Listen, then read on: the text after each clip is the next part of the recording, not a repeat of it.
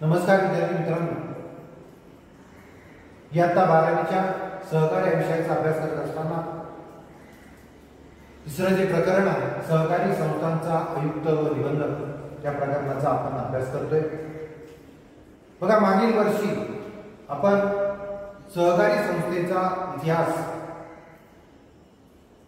याचा अभ्यास केला, ज्यामध्ये आपण अभ्यासलं होतं की भारतामध्ये इंग्रजांचं सरकार असताना ब्रिटिश पार्लमेंटमध्ये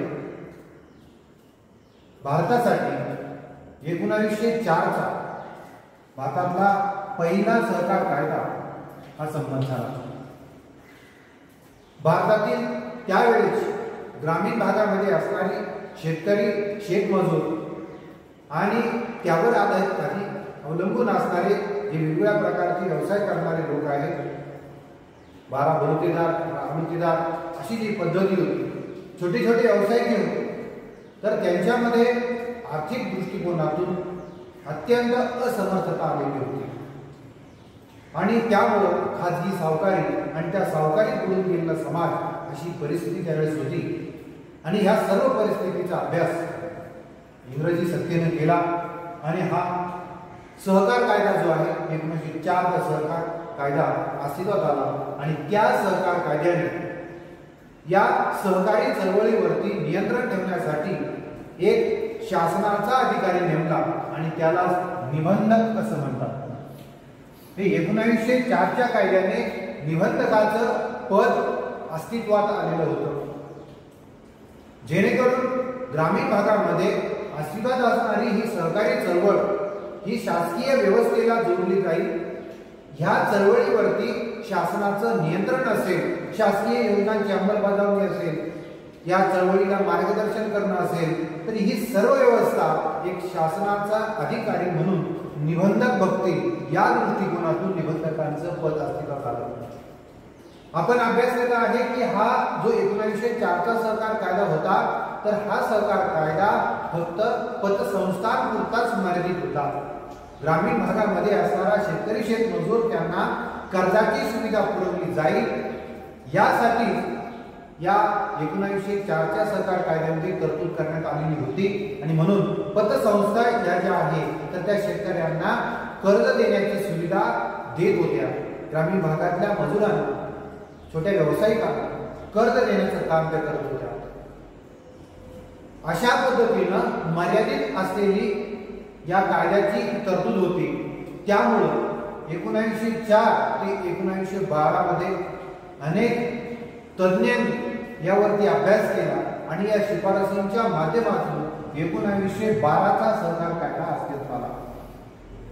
हा जो 1912चा सहकार कायदा होता हा सर्वव्यापक अशा प्रकारचा सहकार कायदा होता, ज्यामध्ये विविध क्षेत्रामध्ये सहकारी संस्था स्थापनेची तरतूद होती। म्हणजे फक्त पतसंस्था आणि कर्ज देणं एवढंच काम करणारी सहकार व्यवस्था जी होती, तर त्याच्यामध्ये आणखी व्यापकता आली आणि त्या अनुषंगाने हे जे सहकार क्षेत्र आहे हे फक्त पतसंस्थेपुरतं मर्यादित न राहता ते व्यापक बनलं। म्हणजे ज्यामध्ये सहकारी संस्थेच्या माध्यमातून व्यवसाय करता येऊ लागले, खरेदी विक्री जी आहे, शेतमालावरती प्रक्रिया करणं, त्या प्रक्रियेतून तयार होणाऱ्या मालाची खरेदी विक्री करणं, हे सुद्धा सहकार कायद्याच्या अंतर्गत हा व्यवसाय यायला लागला। हे शेतीवरती अवलंबून असणारा जो शेतकरी वर्ग जो आहे, तर तो वर्ग अनेक लोक एकत्र येऊन तो एखाद्या प्रक्रिया उद्योगामध्ये व्यवसाय करणं त्याला शक्य व्हायला लागलं। आपला जो शेतातून निर्माण होणारा जो माल आहे, तर त्याच्यावरती प्रक्रिया केल्यानंतर त्याला कायमस्वरूपी टिकाऊ अशा प्रकारचं स्वरूप प्राप्त होतं आणि त्यातून उत्पन्न वाढू शकतं। अशा अनेक प्रकारचे व्यवसाय आहेत, तर ते व्यवसायाचा समावेश या ठिकाणी या सहकार कायद्यामध्ये झाला। म्हणजे त्यामुळे सहकारी साखर कारखाने काढता येऊ लागले, अनेक प्रक्रिया उद्योग त्यामुळे काढता येऊ लागले, जिनिंग प्रेस ज्या आहेत त्या प्रेस त्याच्यामुळे काढता येऊ लागल्या, कापड मिल त्याच्या माध्यमातून काढता येऊ लागले, तेल गिरण्या त्याच्या माध्यमातून काढता येऊ लागल्या। म्हणजे असा व्यापक अशा स्वरूपाचा हा सहकारी कायदा होता। याही कायद्यामध्ये काही त्रुटी होत्या, परंतु कालांतराने अभ्यासाच्या माध्यमातून जसजसा अनुभव येईल त्या माध्यमातून सातत्याने त्याच्यामध्ये सुधारणा ज्या आहेत त्या करण्यात आल्या. त्यानंतर 1919च्या केंद्र सरकारने त्यावेळेस कायद्यामध्ये या सहकारी संस्था कायद्यामध्ये तरतूद केली. त्यावेळेचा 1919च्या अगोदर हा सहकार जो विषय होता तर तो सहकार विषय केंद्र सरकारच्या घटक सूचीमध्ये होता. केंद्र सरकारचा जो विषय होता म्हणजे या सहकार मंत्रालय जे आहे तर ते सहकार मंत्रालय केंद्र सरकारच्या अखत्यारीत होतं. हे संपूर्ण जो अखंड भारतवर्ष आहे तर या भारतवर्षाचा जो सहकार मंत्रालय जे आहे सहकार जो कायदा आहे तर तो केंद्र सरकारच्या अखत्यारीत होता. आणि केंद्र सरकारकडे हा कायदा असल्या कारणानं हा विषय असल्या कारणानं त्याच्या अंमलबजावणीला काही अडचणी येत होत्या. कारण मुळातच सहकार जो होता तर तो ग्रामीण भागामध्ये ज्या ज्या ठिकाणी आर्थिकदृष्ट्या दुर्बळ अशा प्रकारचा घटक आहे की ज्याला आर्थिक उन्नती साधायची असा जो वर्ग होता असा वर्ग हा फक्त ग्रामीण भागातच होता. म्हणजे बहुतांश वर्ग जो आहे तो ग्रामीण भागामध्ये होता. आणि ग्रामीण भागामध्ये असल्या कारणानं केंद्र सरकार आणि ग्रामीण भाग यामधलं अंतर फार मोठं होतं. हे शासनाने केंद्र सरकारने काही योजनांची निर्मिती करणं आणि त्याची अंमलबजावणी करणं याच्यामध्ये खूप मोठं अंतर होतं. आणि त्या कारणामुळे अनेक समित्यांनी शिफारस केली की हा जो विषय आहे तर तो केंद्र सरकारकडे न राहता तो त्यावेळी जे प्रांतिक सरकार होतं म्हणजे जसं 1960ला भाषावार 1960 नंतर भाषावार रचना झाली, राज्यांची रचना झाली, तर त्याच्या अगोदर प्रांतिक सरकार होतं. जसं आपल्याकडे होतं मुंबई प्रांत, इकडे मद्रास प्रांत, कोलकाता प्रांत अशी वेगवेगळी प्रांत होते. तर आपल्याकडे आपला जो महाराष्ट्र राज्य आहे तर ते महाराष्ट्र राज्य मुंबई प्रांतामध्ये येत होतं. मग केंद्र सरकारने त्यावेळेस कायद्यामध्ये बदल केला आणि केंद्र सरकारच्या विषय सूचीमधून तो जो विषय आहे तर तो प्रांतिक सरकारच्या विषय सूचीमध्ये पाठवला. म्हणजे आता केंद्र सरकार जसं आज आपण बघतो आहे की सहकार जे मंत्रालय आहे तर ते मंत्रालय महाराष्ट्र राज्याकडे आहे, केंद्राकडे सहकार मंत्रालय नाही. जसं गृह मंत्रालय जसं केंद्राकडे आहे राज्याकडे आहे. हे असे काही विषय असतात की ते केंद्राकडे असतात, काही विषय हे राज्याकडे सुद्धा असतात, काही विषय फक्त केंद्राकडेच असतात. संरक्षण मंत्रालय ते केंद्राकडेच आहे, राज्याकडे नाही. काही विषय हे फक्त राज्याकडे असतात, केंद्राकडे नसतात. जसं सहकार मंत्रालय जे आहे तर ते केंद्राकडेच आहे, शालेय शिक्षण मंत्रालय जे आहे तर ते राज्याकडे आहे. अशा पद्धतीनं सहकारचा विषय आज राज्याकडे आहे आणि माननीय बाळासाहेब पाटील त्याचे सहकार मंत्री आहेत. तर बघा आता हा जो विषय आहे 1919 तरतुदीनुसार सहकार विषय प्रांतिक सरकारकडे आला. आणि त्यानंतर आता जोपर्यंत केंद्र सरकारकडे हा विषय होता तर तेव्हा केंद्र सरकार निबंधकांची नियुक्ती करत होते. परंतु तो विषय ज्यावेळेस राज्याकडे आला तर त्यावेळेस निबंधकांची नियुक्ती जी आहे तर ती प्रांतिक सरकारकडे गेली. म्हणजे आपलं त्यावेळेचं मुंबई प्रांतिक सरकार होतं, मुंबई सरकार, तर त्या प्रांतिक सरकारकडे त्या निबंधकांची नियुक्ती केली. तर त्यानंतर बघा 1919 नंतर सुद्धा अनेक सुधारणा झाल्या, अनेक समित्या आल्या, त्यांनी अभ्यास केला, शिफारसी केल्या. हे स्वतंत्र झाला आणि स्वतंत्र देश झाल्यानंतरही सुद्धा अनेक बदल जे आहेत तर ते अनेक बदल करण्यात आले. आणि मग 1 मे 1960ला आपला महाराष्ट्र राज्याची निर्मिती झाली.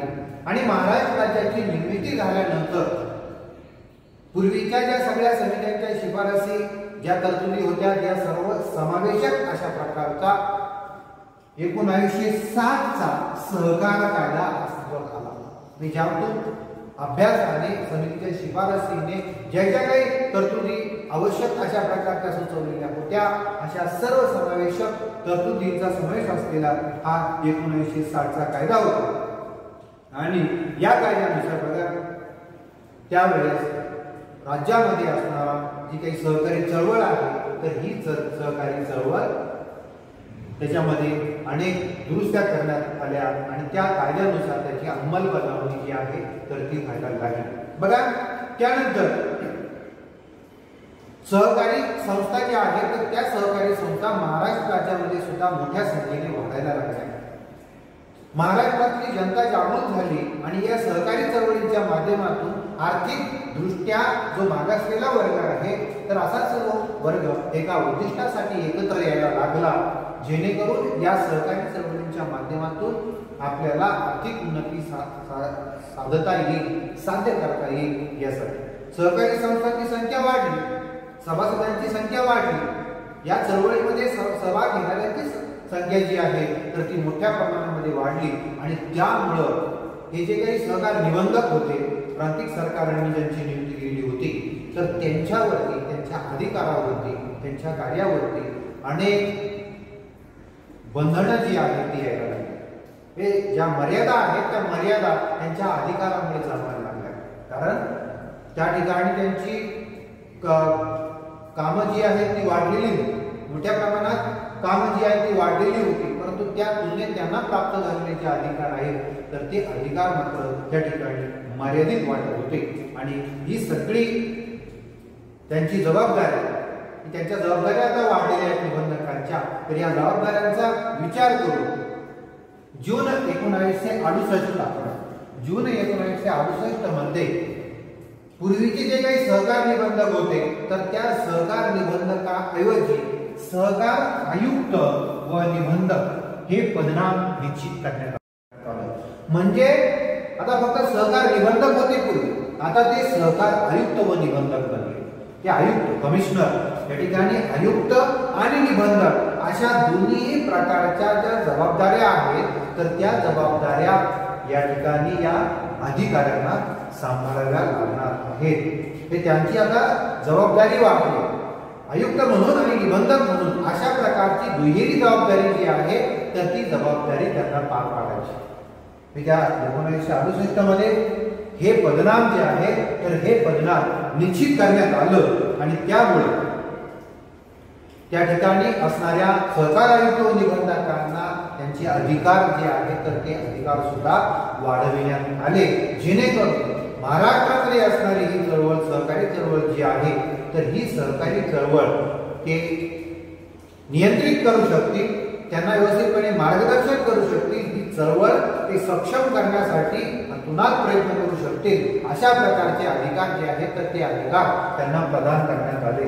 बघा, हे मुळातच सहकार आयुक्त हे निबंधक यांना महाराष्ट्रातील सहकारी संस्थांचं नियंत्रण करायचं, त्यासाठी त्यांचे जे पद आहे तर ते पद निर्माण करण्यात आलेले आहे।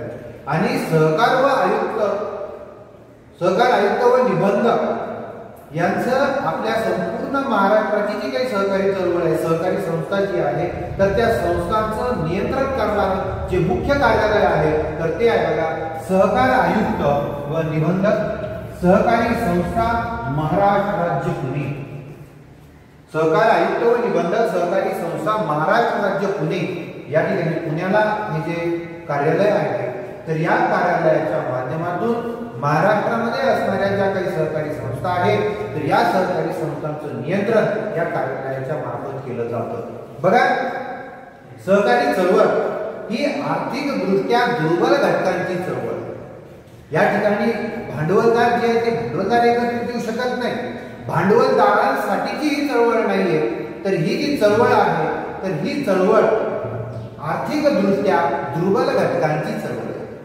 आर्थिक दृष्ट्या जो दुर्बल घटक आहे, ज्यांना मुख्य प्रवाहामध्ये यायचे, त्यांना आर्थिक दृष्ट्या सक्षम बनायचं आहे, तर असे लोक, आपण या अगोदरही सहकार या संकल्पनेचा अर्थ अभ्यास केला आहे की सहकार काय आहे, की सहकार समान उद्दिष्ट असणारी जी लोक आहेत, आर्थिक दृष्ट्या दुर्बळ असलेली, तर ही लोक एकत्र येतात आणि सहकार कायद्यानुसार संस्था स्थापन करून आपली उद्दिष्ट साध्य करतात।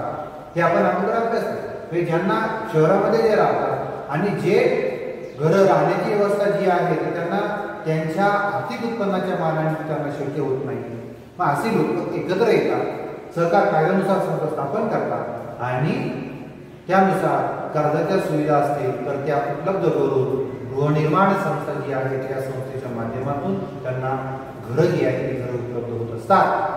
हे आपण मुळातच ही चळवळ जी आहे ती आर्थिकदृष्ट्या दुर्बल घटकांची चळवळ आहे आणि या सहकारी संस्थांचा जो कारभार आहे तर तो लोकशाही पद्धतीने चालतो।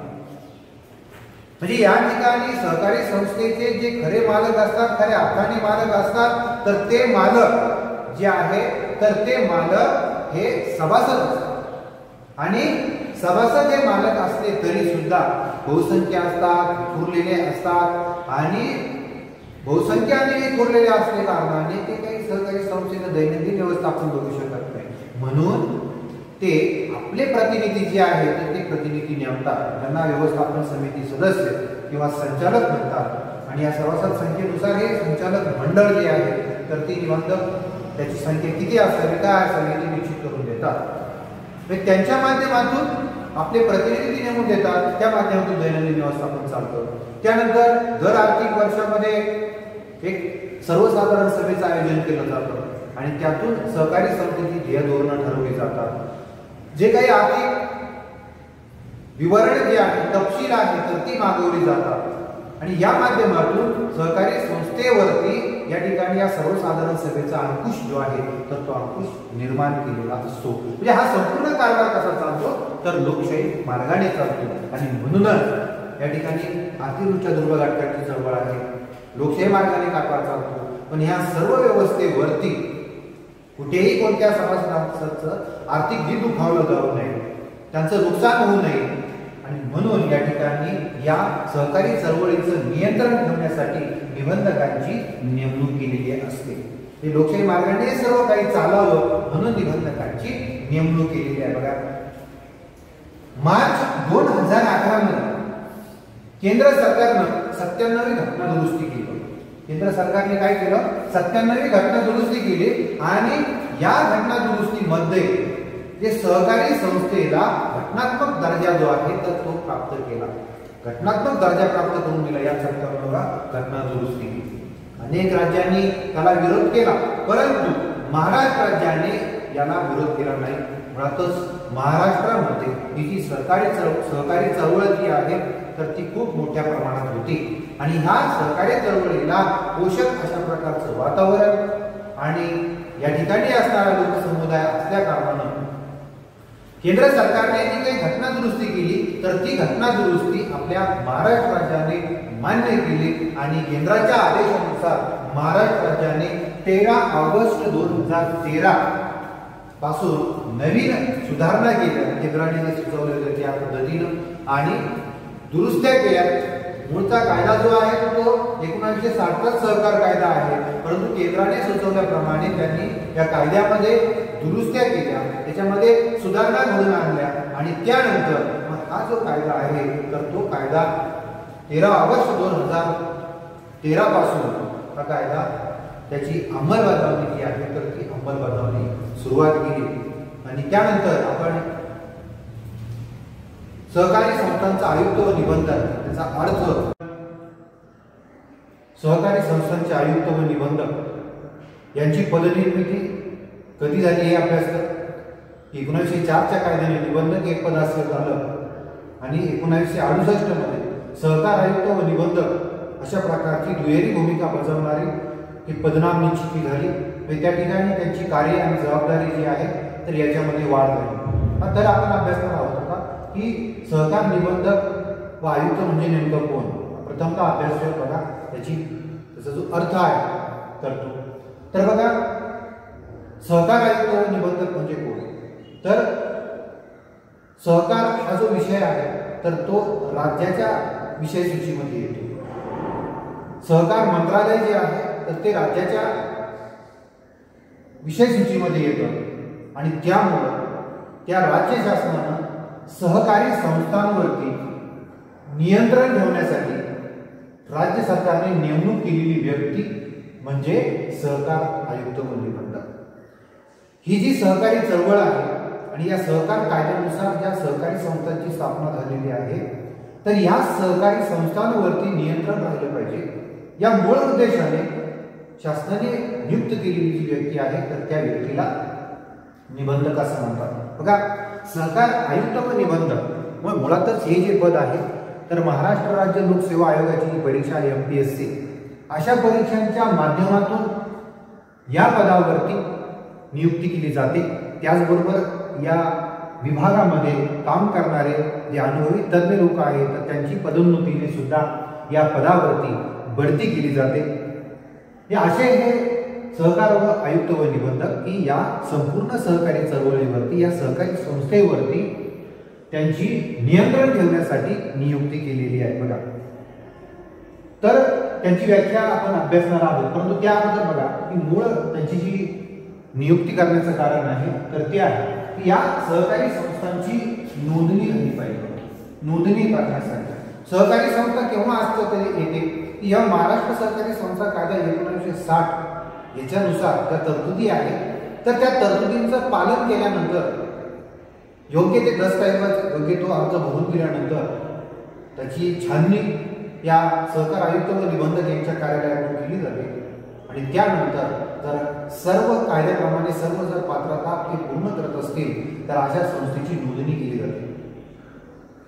मग नोंदणी केल्यानंतर ती संस्था कायदेशीर दृष्टिकोनातून अस्तित्वात येते।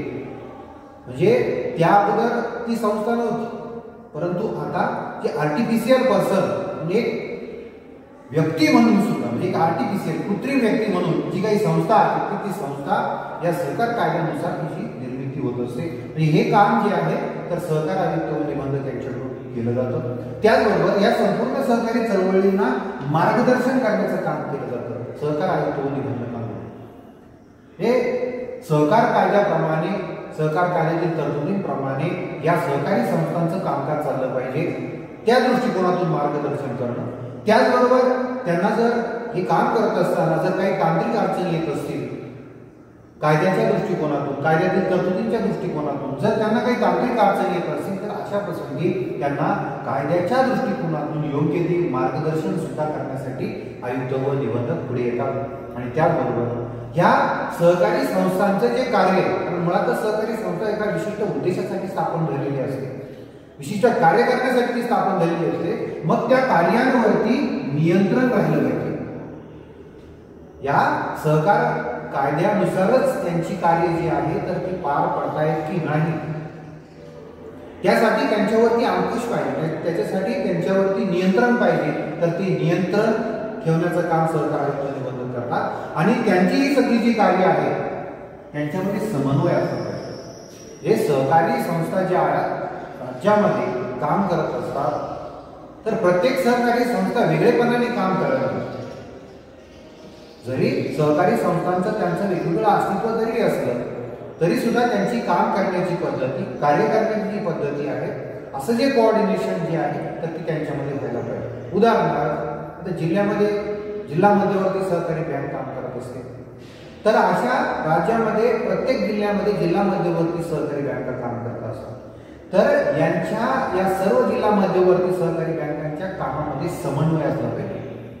कारण जिल्हा जरी त्यांचा वेगळा असला जिल्ह्यानुसार जरी त्यांचं अस्तित्व जरी वेगळं असलं त्यांचा उद्देश मुळातच त्या सहकार कायद्यानुसार त्यांची स्थापना झाली एका उद्देशासाठी सुद्धा स्थापन झालेले आहेत पण त्यांच्या कामामध्ये समन्वय कोऑर्डिनेशन जे आहे तर ते निर्माण झालं पाहिजे। ती राखण्याची जबाबदारी आहे, त्यांच्या कार्यामध्ये समन्वय राखण्याची जबाबदारी आहे ती सहकार आयुक्त निबंधकांची आहे। म्हणून ही सगळी जे नोंदणी मार्गदर्शन नियंत्रण आणि त्यांच्या कार्यामध्ये समन्वय हे राखण्यासाठी राज्य पातळीवरती राज्याचं जे काही सहकार खाते सहकार मंत्रालय आहे तर त्या मंत्रालयातून नियुक्त केलेला सर्वोच्च अधिकारी म्हणजे सहकार आयुक्त व निबंधक होय। म्हणजे या खात्यामध्ये असणाऱ्या या मार्गदर्शन करण्याच्या दृष्टिकोनातून नोंदणी करण्याच्या दृष्टिकोनातून नियंत्रण आणि समन्वय साधण्याच्या दृष्टिकोनातून संपूर्ण राज्यामध्ये असणारी जी काही सहकारी चळवळ आहे तर त्या सहकारी चळवळीसाठी सर्वोच्च अधिकारी म्हणून नियुक्ती केलेली सहकार आयुक्त व निबंधक ही व्यक्ती असते। बघा आता कायद्यानुसार त्याची व्याख्या काय आहे ती आपण अभ्यासूया की सहकार आयुक्त व निबंधक म्हणजे कोण।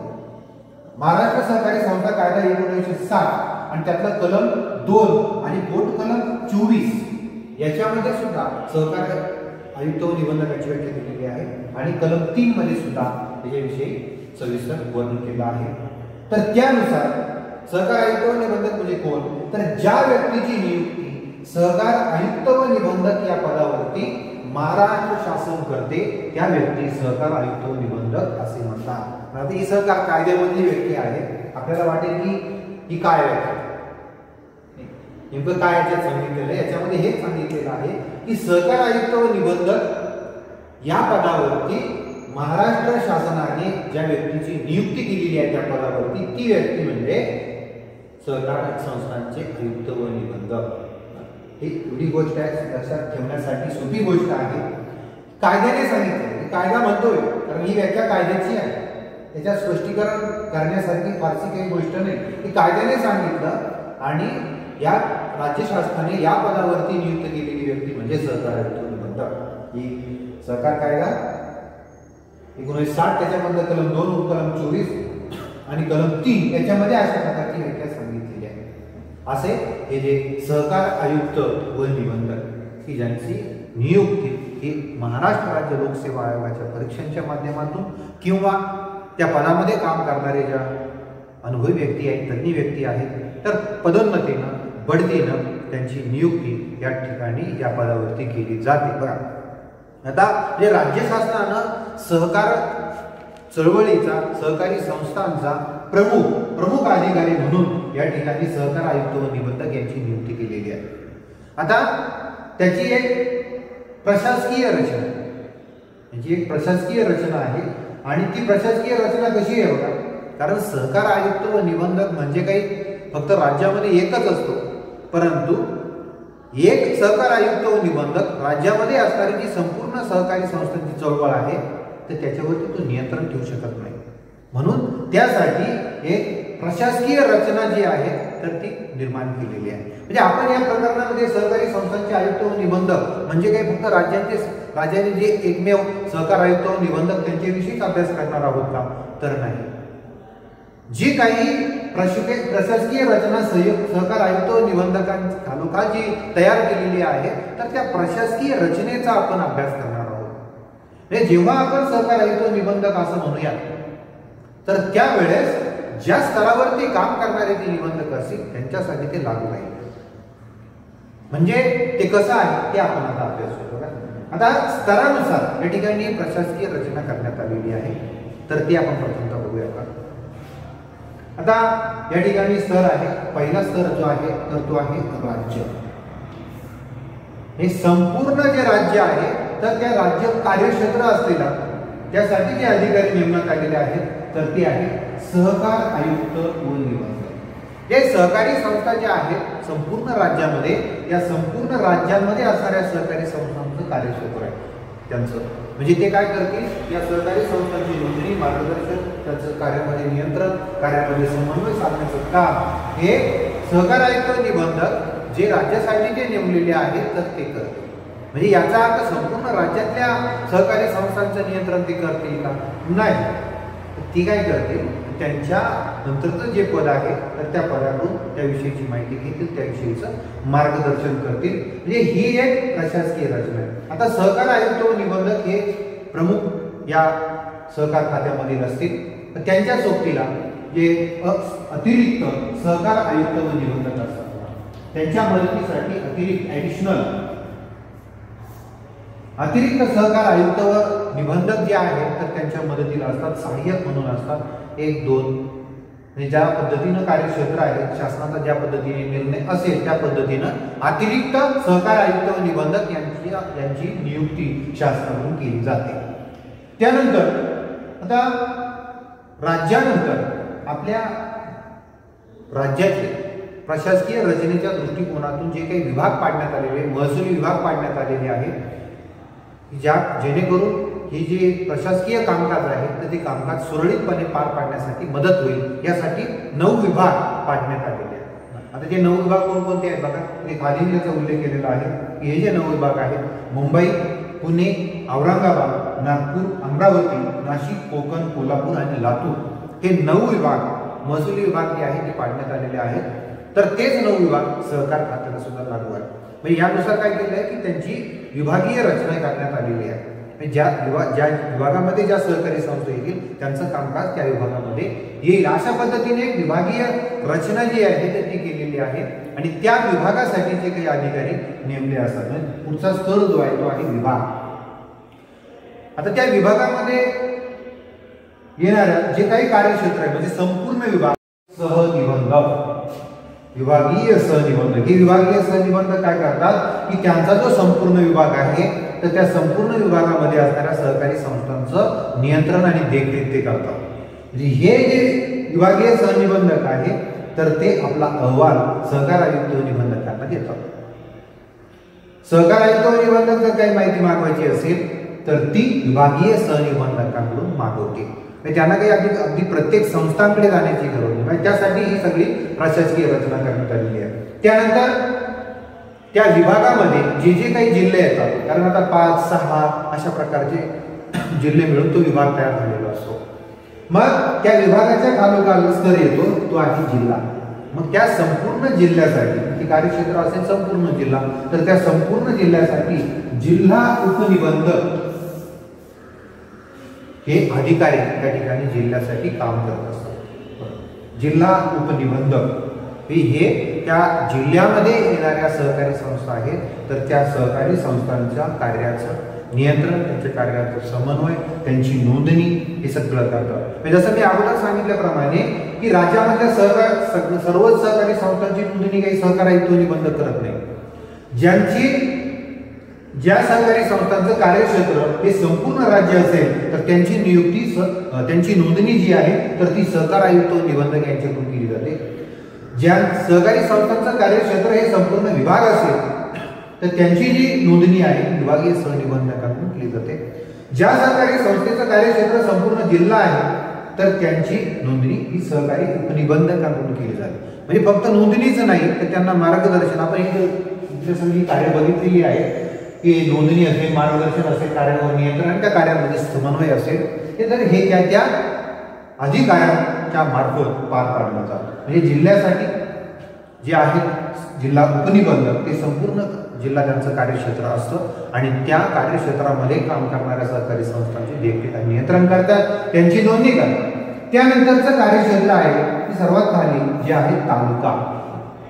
ही तालुकाला दिलं जाणार संपूर्ण तालुका त्याचं कार्यक्षेत्र असतं आणि त्या कार्यक्षेत्रासाठी सहाय्यक निबंधक हे जे अधिकारी आहेत तर ते अधिकारी सहकारी संस्थांची नोंदणी करतात, त्या संस्थांना मार्गदर्शन करतात, त्यांच्या कार्यांवरती देखरेख असते, त्यांच्या कार्यांवरती नियंत्रण असतं आणि त्यांच्या कार्यामध्ये समन्वय ठेवण्याचं काम हे सहाय्यक निबंधक करत असतात. म्हणजे अशा पद्धतीने त्या तालुक्यामध्ये असणारी लोकसंख्या किती आहे तर त्या लोकसंख्येच्या अनुषंगाने त्या ठिकाणी सहाय्यक निबंधक जे आहेत हे अधिकारी नेमले जातात. कधी कधी तालुक्यामध्ये जर लोकसंख्या कमी असेल तर 2 तालुक्यांचे मिळून सहाय्यक निबंधक नेमले जातात. म्हणजे लोकसंख्येनुसार त्या ठिकाणी निबंधकांची नियुक्ती केली जाते. या प्रशासकीय रचनेमध्ये सर्वात खालच्या स्तरावरती सहाय्यक निबंधक ही काम करत असतात. एखादी जर सहकारी संस्था गाव पातळीवरती काम करत असेल, तालुका पातळीवरती काम करत असेल तर अशा सहकारी संस्थेची नोंदणी, त्या संस्थांना मार्गदर्शन, त्या संस्थांवर देखरेख, त्या संस्थांवरती नियंत्रण, त्यांच्या कार्यावरती समन्वय ठेवण्याचं काम हे सहाय्यक निबंधक करत असतात. म्हणजे ही एक अशा प्रकारची रचना आहे की जेव्हा त्या तालुक्याच्या कार्यक्षेत्रामध्ये येणाऱ्या संस्थांची जी काही माहिती आहे ते जिल्हा उपनिबंधकांना पुरवतात, जिल्हा उपनिबंधक विभागीय सहनिबंधकांना पुरवतात, विभागीय सहनिबंधक अतिरिक्त सहकार आयुक्त निबंधकांना पुरवतात आणि अतिरिक्त सहकार आयुक्त निबंधक सहकार आयुक्त निबंधकांना पुरवतात.